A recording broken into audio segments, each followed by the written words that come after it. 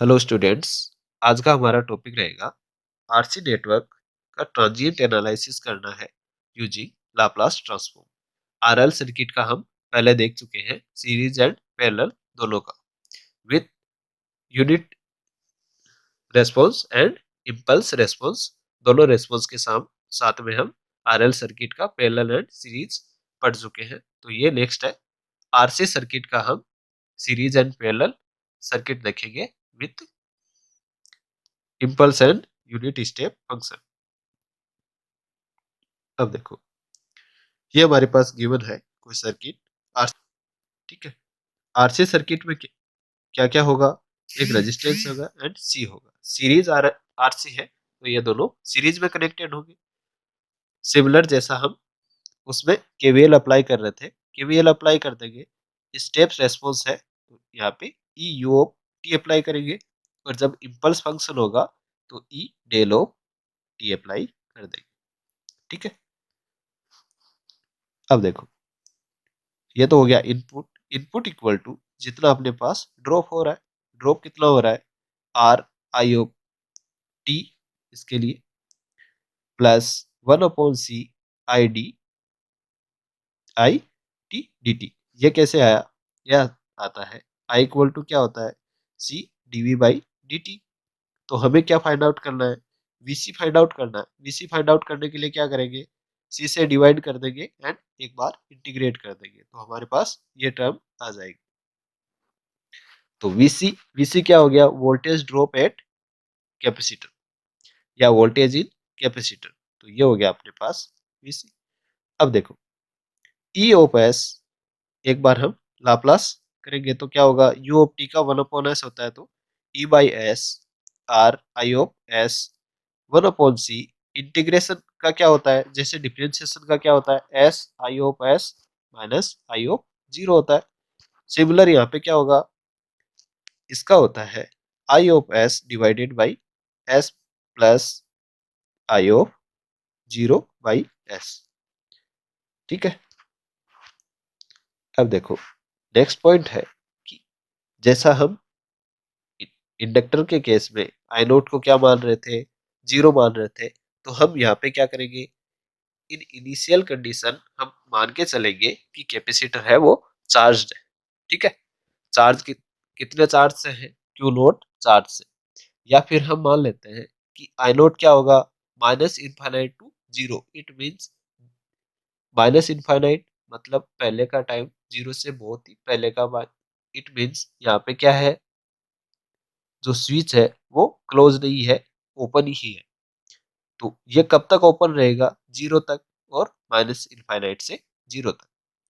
अब जीरो से आगे की तरफ तो क्या हो जाएगा, ये क्लोज हो जाएगा, जिससे क्या होगा, सर्किट में करंट फ्लो होना स्टार्ट हो जाएगी, और उसी करंट की वैल्यू हमें फाइंड आउट करनी है, उस करंट की इक्वेशन फाइंड आउट करनी है। तो इस टाइम पीरियड के लिए कैपेसिटर में मान लो कोई चार्ज है पहले से, तो उसकी वजह से initial condition t equal to zero पे कोई ना कोई करंट फ्लो होती हुई रहेगी। उस करंट की वैल्यू क्या होगी, integration of minus infinite to zero current i d t, यही वैल्यू होगी टोटल करंट की। तो ये वैल्यू किसके इक्वल होगी, क्यू ऑफ नोट के। क्यू ऑफ नोट क्या है, चार्ज एट इनिशियल कंडीशन। ये कैसे आया, ये ऐसे आता है, d q by d t equal to क्या होता है, करंट होता है। तो दोनों साइड इंटीग्रेट करेंगे तो क्या आएगा, q equal to integration of i of d of t. तो यही हमारे पास गिवन है। तो हम मान लेते हैं इनिशियल टाइम में क्यू नॉट गिवन है। यहाँ पे क्या करेंगे, आई नोट की जगह क्यू नोट पुट कर देंगे, आई जीरो की जगह क्यू नोट हो गया, तो आई जीरो की जगह क्यू नोट पुट कर दिया। अब सिंपली जैसे सोल्व करते हैं, सोल्व करेंगे एंड आई एस की वैल्यू फाइंड आउट करेंगे। अब आई एस की वैल्यू फाइंड आउट करते टाइम हमारे पास एक टर्म आएगी क्यू अपॉन सी। तो क्यू अपॉन सी क्या होता है, V equal to V C equal to Q by C होता है। तो हम यहाँ पे ये लिख सकते हैं, वी इन मीन्स ये है एट इनिशियल कंडीशन, कैपेसिटर में जो वोल्टेज है उसको वी इन से रिप्रेजेंट कर दिया, तो हम यहाँ पे वी एन पुट कर देंगे। वी इनपुट किया, ठीक है, वी इनपुट कर सकते हैं इस जगह, ठीक है। तो E minus V upon R equal bracket 1 upon S plus 1 upon are C. ये कौन सी टर्म बन गई? 1/s+a वाली। इट मीन्स ई की पावर 80 होगा। तो ई की पावर 80 होगा तो यहाँ पे ए की जगह क्या दे रखा है? 1/RC। 1/RC गिवन है तो ये क्या हो गया? ई की पावर माइनस 1/RC t, ठीक है।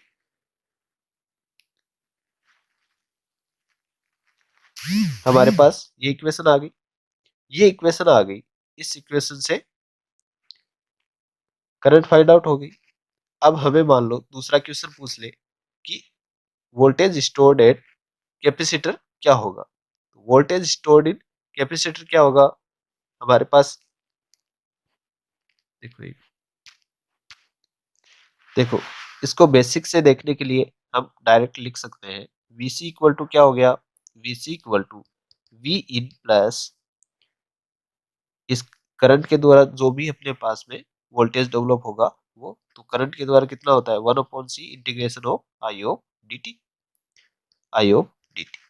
अब देखो इंटीग हम जब इसका लाप्लास लेंगे तो वीसी का क्या हो गया? वीसी एस एंड वी इन का हो गया वी इन मल्टीप्लाई विथ 1 है तो यहाँ पे हो गया v in divided by s, क्योंकि ये भी एक वेरिएबल 1 का यूनिट स्टेप फंक्शन हो गया तो ये क्या होगा?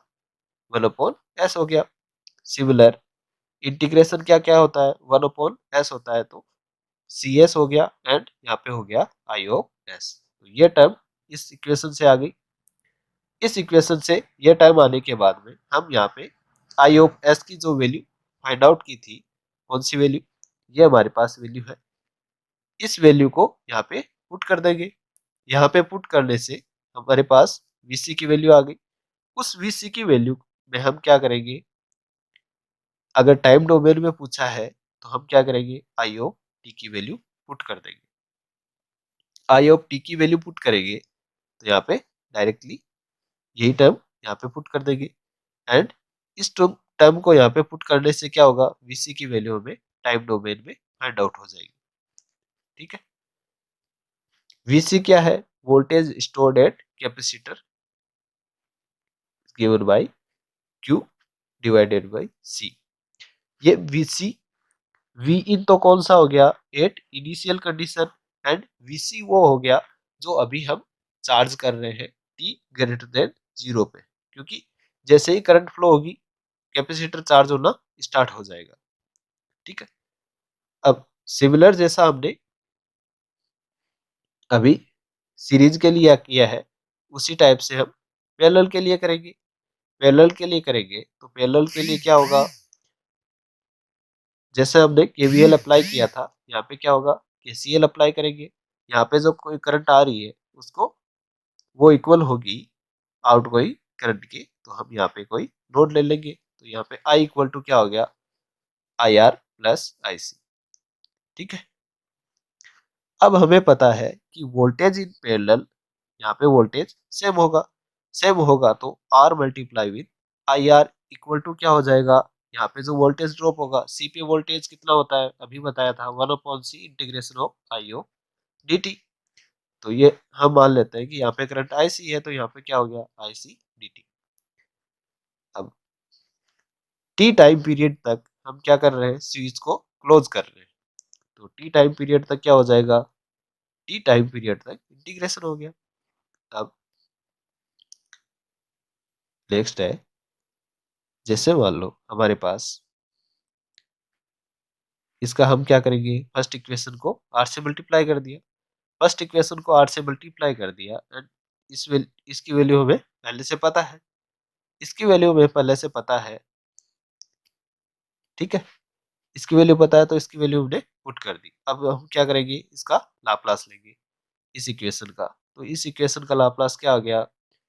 Are I of S step function है तो I of S divided by S हो गया। और इसका हमें पता ही है लाप्लास कैसे लेना है। आई ऑफ सी का तो क्या हो गया?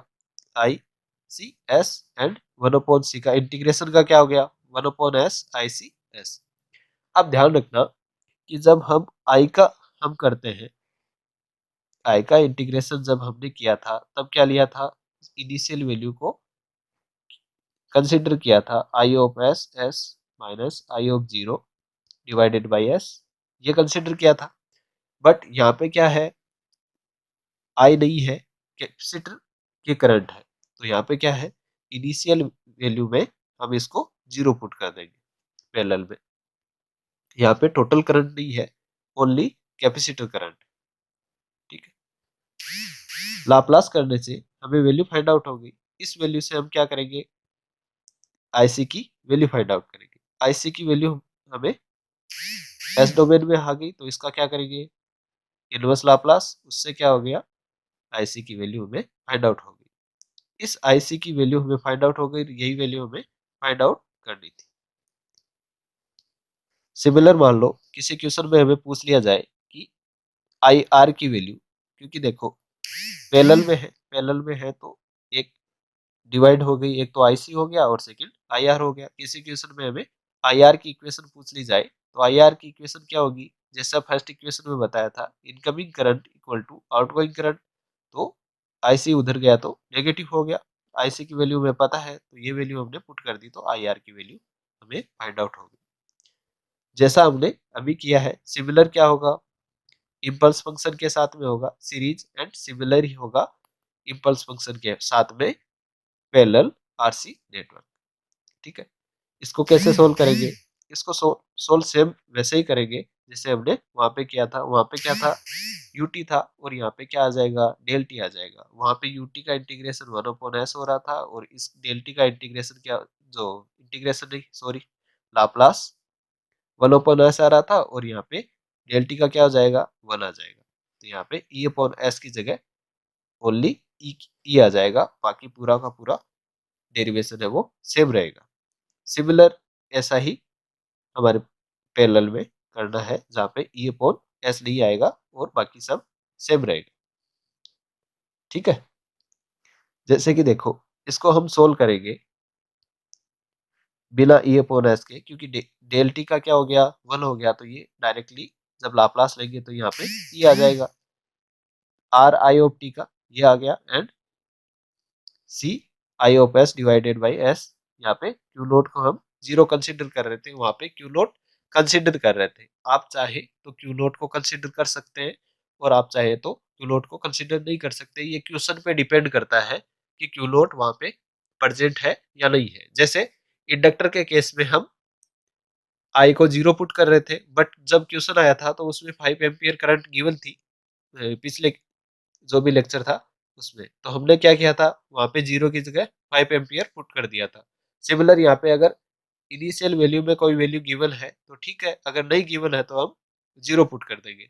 तो आप ये डेरिवेशन रटना मत, अगर आपको ऐसा लगे कि हम इनिशियल वैल्यू लेके चलेंगे तो लेके चल लो, और अगर 0 पुट करना है तो 0 पुट कर दो। ठीक है, दोनों सेम ही रहेगी, दोनों अलग अलग होगी, बट क्या है, वो कंडीशन बन जाएगी। यहाँ पे हम एज्यूम ही करते हैं कि यहाँ पे क्यू नॉट इक्वल टू 0 है, और सिमिलर वहां पे भी एज्यूम ही करते हैं कि q naught is not equal to 0। यहाँ पे हमने 0 पुट कर दिया, 0 पुट करने से क्या होगा, थोड़ा सा कैलकुलेशन इजी हो जाएगी। हमें क्या फाइंड आउट करना है, आई एस फाइंड आउट करना है, तो आई एस की वैल्यू डायरेक्टली फाइंड आउट कर ली। ठीक है, जैसा कि मैंने बताया था कि टाइम कांस्टेंट डिफरेंट डिफरेंट होता है, इसके लिए आरसी होता है, और अभी मैंने बताया था कुछ टाइम पहले जो टो की वैल्यू थी वही आरएल सर्किट के लिए क्या था, पिछले लेक्चर में आरएल सर्किट के लिए जो टो फाइंड आउट किया था वही टाइम कांस्टेंट था। अब यहाँ पे टाइम कांस्टेंट क्या हो गया, आरसी, आरसी हो गया। तो यहाँ पे देखो ई, इसका जब हम इनवर्स लाप्लास लेंगे तो क्या आएगा, जब हम इसका इनवर्स लाप्लास लेंगे तो ये आएगा e/r। यहाँ पे हमें गिवन है कि इनपुट फंक्शन क्या है, इम्पल्स फंक्शन, तो यहाँ पे e/r डेल ऑफ टी, 1 का इनवर्स लाप्लास क्या हो गया, डेल टी हो गया, माइनस e/r 1 अपॉन टी का कॉन्स्टेंट है तो 1 अपॉन टी हो गया, and S plus 1 upon T, तो ये हो गया ई की power minus 1 upon T T ampere. ठीक है, यहाँ पे टी है वो टाइम कांस्टेंट हो गया। सिमिलर क्वेश्चन जैसा हमने वहां पे किया था, सिमिलर क्वेश्चन यहाँ पे है। यहाँ पे क्या है, एल एंड, देखो कैपेसिटर गिवन है 5 माइक्रोफेरेड, ठीक है, 10 वोल्ट कनेक्टेड, ठीक है, स्विच एस, ये एस हो गया। Find the expression for discharging current, discharging current के लिए हमें एक्सप्रेशन फाइंड आउट करना है। तो similar I S find out करना है, आई एस फाइंड आउट करना है। तो इनिशियली क्या है, हमारे पास वोल्टेज है वो 0 है। यहाँ पे कैपेसिटर के पास चार्ज कितना है, 10 वोल्ट है, इतना रेजिस्टेंस गिवन है। यहाँ पे हमें कोई बैटरी गिवन है नहीं, बैटरी गिवन नहीं है तो बैटरी की वैल्यू कितनी हो गई, 0 हो गई। सिमिलर केवीएल अप्लाई करेंगे, तो केवीएल अप्लाई करने से क्या हो गया, दोनों जगह ड्रॉप कंसिडर करेंगे तो r I of t plus 1 upon c integration i d t. यहाँ पे ओनली ई की वैल्यू है वो 0 पुट की है।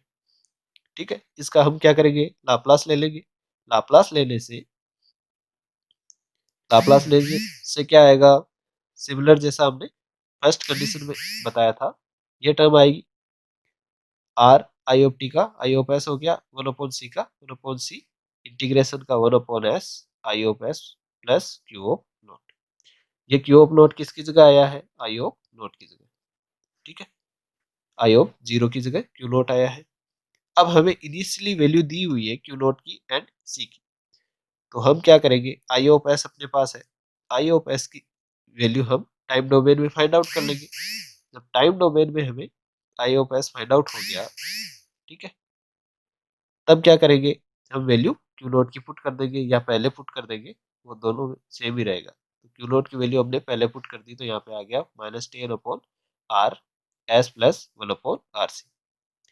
तो हमारे पास आर ऑफ सी की वैल्यू गिवन है, तो आर ऑफ सी की वैल्यू गिवन है, तो यहाँ पे 10 10 के ओम दिया हुआ है, तो ये हो गया 10 इंटू 10 की पावर 3, तो 10 से 10 कैंसिल आउट, तो ये हो गया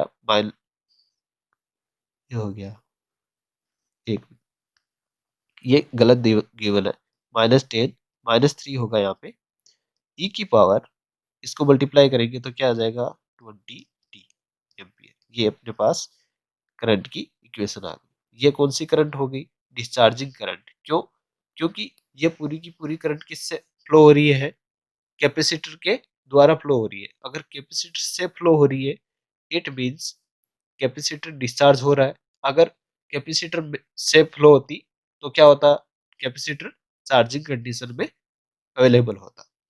ठीक है, सिमिलर क्या होगा, इम्पल्स फंक्शन के लिए होगा series RC, and impulse function के लिए अपने पास क्या आ जाएगा, पैरेलल आरसी। वही सेम वैसे ही करना है जैसा हमने अभी किया। नेक्स्ट जो भी लेक्चर आएगा उसमें क्या करेंगे, आरएलसी सर्किट का स्टेप एंड इम्पल्स फंक्शन के साथ में रेस्पॉन्स देखेंगे। ठीक है, धन्यवाद।